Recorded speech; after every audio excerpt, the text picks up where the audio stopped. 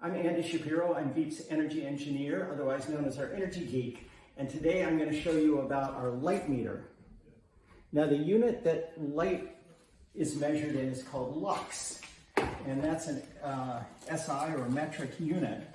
So inside the box, we have the light meter, which consists of a sensor, and you got to take the cover off to expose the sensor. So that's this part that senses the light.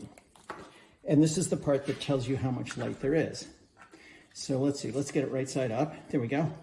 And we're going to turn it on. And we don't need the hold right now, so we'll just leave it on. And you'll notice there's 3 scales here. 2,000 lux, so anything up to 2,000, anything to 20,000, and anything to 50,000. So let's see what we've got in the shade right here. And you notice I've got to stay out of the way so I don't block the light. And when I'm looking at the meter, it says 1. What? Okay, that means there's more light here than 2,000. So I'm going to take it up a notch to the next scale. Ah, okay. So notice this says X10 right here. That means it isn't 624 lux, it's 6,240. So that means you got to add a 0. So a lux is a measure of how much light is falling on the surface. It's not a measure of how bright the light source is, because let's say my light source was this light on the ceiling. If I put my sensor here, it's going to be a lot brighter than if I put it here, because the light spreads out as it comes down. So it's not measuring what comes out of the light source, it's measuring how much light falls on the surface. And that's what you care about if you want to read something. You got to have enough light on what you're reading. So, okay, so we have, let's see what we have here.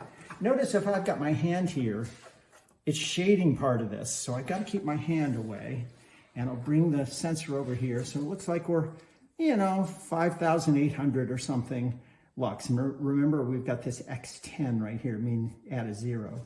Now, if I put it right in the bright sunshine, whoop, okay. It says 1 again. That means it's overloaded. So let's put it on the next scale. So sunshine is super bright. So this is, see it says X100 down here. That means there's 2 zeros on the end of this number. So instead of this being, well, let's call it 300. It's close to 300. That means add 2 zeros to 300. That would be 3,000, 30,000 lux. The sun is super bright.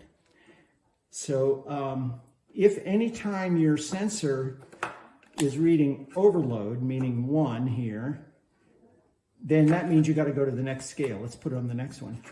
If I point this right at the sun, see, it's still too bright. If I put it all the way on the highest reading, which is up to 50,000, and it's reading something like 30,000. Now, you can see as I go at a lower angle, it goes down. That's because it's the light is spread out across the sensor.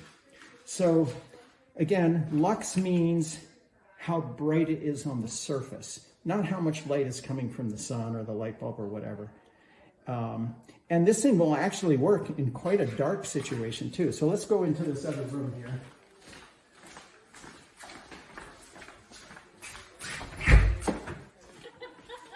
And I'm going to turn the light on. And let's see what we've got here. Well, let's see. I was on a bright scale, so it's a 0. I'm taking it all the way down to the lowest scale. Wow, it's only 120 lux in here.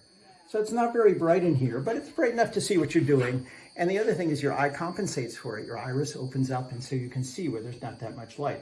But this is objective, meaning it just gives you the amount of light falling on the surface. So we got like 110 lux or something right here. And you'll see it'll fluctuate around. So you got to do what we call a squinty eye to average. You just look at it for a while and say, gee, this is averaging around 110 or 109 or whatever. So that's how to use the light meter.